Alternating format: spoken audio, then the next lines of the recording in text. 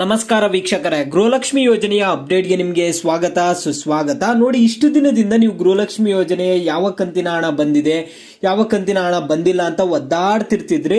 ಯಾಕಂದ್ರೆ ನಿಮಗೆ ಯಾವ ರೀತಿ ಹಣ ಬಂದಿದೆ ಏನು ಅಂತ ಸ್ಟೇಟಸ್ ಚೆಕ್ ಮಾಡಕ್ಕೂ ಆಗ್ತಿರ್ಲಿಲ್ಲ.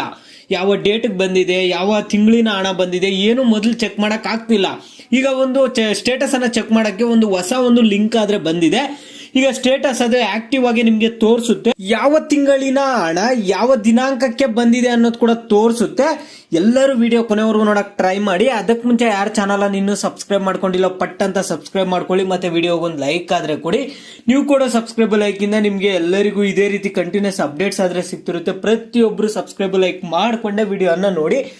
ಈಗ ನಾನು ಡೈರೆಕ್ಟ್ ಆಗಿ ಟಾಪಿಕ್ ಗೆ ಬರ್ತೀನಿ. ನೋಡಿ, ಈಗ ನಿಮ್ಗೆ ಗೃಹಲಕ್ಷ್ಮಿ ಯೋಜನೆದು ಸ್ಟೇಟಸ್ ಚೆಕ್ ಮಾಡೋದಾದ್ರೆ ತೋರಿಸ್ತೀನಿ. ಇಲ್ಲಿ ಮೊದಲನೇದಾಗಿ ನಿಮ್ಮ ಒಂದು ಬ್ರೌಸರ್ ಆದ್ರೆ ಓಪನ್ ಮಾಡ್ಕೊಳ್ಳಿ. ನೋಡಿ, ನಿಮ್ಮ ಒಂದು ಬ್ರೌಸರ್ ಅಲ್ಲಿ ನೀವು ಮಾಹಿತಿ ಕಣಜ ಅಂತ ಟೈಪ್ ಮಾಡಿ.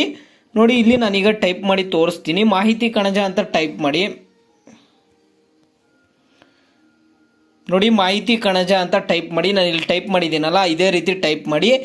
ಟೈಪ್ ಮಾಡಿದ ತಕ್ಷಣ ನಿಮ್ಗೆ ಇಲ್ಲಿ ಸ್ಟಾರ್ಟಿಂಗ್ ಅಲ್ಲೇ ಮಾಹಿತಿ ಕಣಜ ಅಂತ ಒಂದು ತೋರಿಸುತ್ತೆ. ಇಲ್ಲಿ ಅದ್ರ ಮೇಲೆ ಕ್ಲಿಕ್ ಮಾಡಿ. ಕ್ಲಿಕ್ ಮಾಡಿದ ತಕ್ಷಣ ಇಲ್ಲೊಂದು ಸರ್ಚ್ ಬಾರ್ ಆದ್ರೆ ಕಾಣಿಸ್ತಿರುತ್ತೆ, ಇಲಾಖೆ ಹುಡುಕಿ ಅಂತ. ಇಲ್ಲಿ ನೀವು ಕನ್ನಡದಲ್ಲೇ ಟೈಪ್ ಮಾಡ್ಕೋಬಹುದು. ಬೇಕಾದ್ರೆ ಮಹಿಳಾ ಅಂತ ಟೈಪ್ ಮಾಡಿ. ಇಲ್ಲಿ ಮಹಿಳಾ ಅಂತ ಟೈಪ್ ಮಾಡಿ. ಟೈಪ್ ಮಾಡಿಬಿಟ್ಟು ಸರ್ಚ್ ಕೊಡಿ.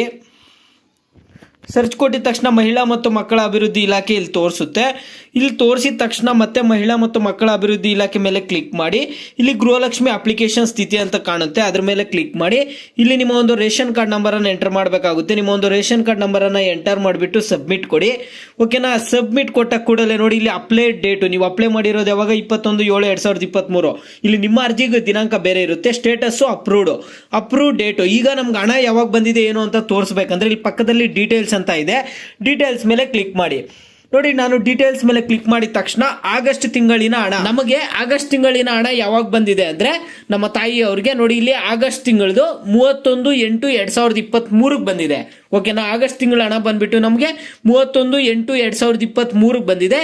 ಸೆಪ್ಟೆಂಬರ್ ತಿಂಗಳ ಹಣ ಅಂದ್ರೆ ಎರಡನೇ ಕಂತಿಂದ ಬಂದ್ಬಿಟ್ಟು 18/10/2023 ಬಂದಿದೆ. ಓಕೆನಾ? 10ನೇ ತಿಂಗಳಲ್ಲಿ ಬಂದಿದೆ ಸೆಪ್ಟೆಂಬರ್ದು. ನೆಕ್ಸ್ಟ್ ಅಕ್ಟೋಬರ್ ತಿಂಗಳಿನ ಹಣ ನಮ್ಗೆ ಯಾವಾಗ ಬಂದಿದೆ ಅಂದ್ರೆ ಡಿಸೆಂಬರ್ 2ನೇ ತಾರೀಕಾದ್ರೆ ಹಣ ಬಂದಿದೆ. ಈ ರೀತಿಯಾಗಿ ನಮಗೆ 3 ಕಂತಿನ ಹಣ ಬಂದಿದೆ. ಯಾವ ದಿನಾಂಕಕ್ಕೆ ಬಂದಿದೆ ಅಂತ ಕೂಡ ಇಲ್ಲಿ ತೋರಿಸ್ತಿದೆ. ನಿಮ್ಮ ಸ್ಟೇಟಸ್ ಚೆಕ್ ಮಾಡಿ, ನಿಮ್ಗೂ ಗೊತ್ತಾಗುತ್ತೆ ನಿಮ್ಗೆ ಯಾವ ದಿನಾಂಕಕ್ಕೆ ಹಣ ಬಂದಿದೆ. ಒಂದು ವೇಳೆ ಏನಾಗಿರುತ್ತೆ ಅಂದ್ರೆ ಕೆಲವ್ರದ್ದು ಬೇರೆ ಅಕೌಂಟ್ಗೂ ಹಣ ಆದ್ರೆ ಜಮಾ ಆಗಿರ್ಬೋದು, ಅದರಿಂದ ಅವ್ರ ಹಣ ಬಂದಿಲ್ಲ ಅನ್ಕೊಳ್ತಿರ್ತೀರಾ. ಈಗ ಸ್ಟೇಟಸ್ ಚೆಕ್ ಮಾಡ್ಕೊಳ್ಳಿ.